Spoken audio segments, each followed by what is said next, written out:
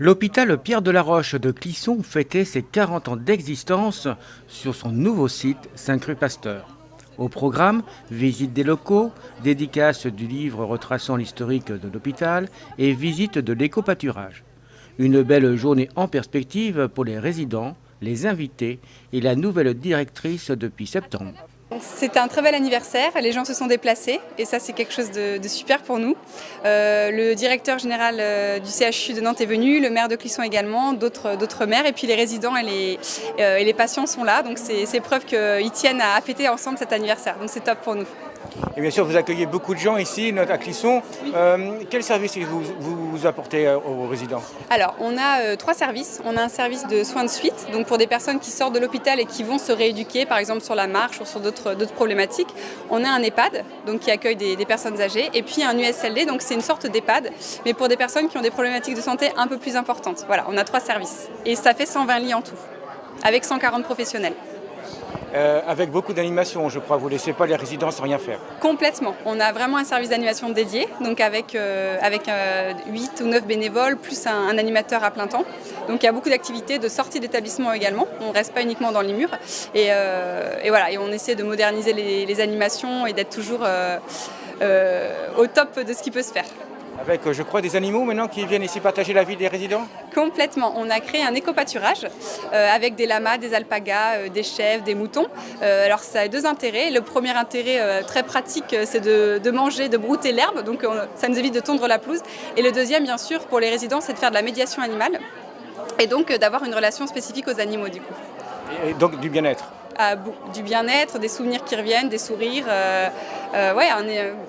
L'animal, c'est vraiment un médiateur entre le soignant et la personne elle-même et ça fait ressortir des choses et c'est très positif, oui. Un centre hospitalier indispensable à la ville de Clisson. Eh bien, on s'aperçoit que le créateur, M. Delaroche, avait une vraie vision pour sa ville à l'époque. Et donc l'idée de déménager l'hôpital Saint-Antoine dans ce quartier nouveau pour l'époque était une bonne idée. En sachant que cet hôpital a une belle histoire, je crois. Oui, donc on a pu le constater au travers du livre qui a été présenté là, pour cet anniversaire des 40 ans. L'hôpital à Clisson, c'est depuis des siècles qu'on a un hôpital à Clisson, dans le quartier Saint-Antoine, à l'Espinouse, et aujourd'hui ici depuis 1977, avec une vraie évolution en termes architectural et bâtimentaires.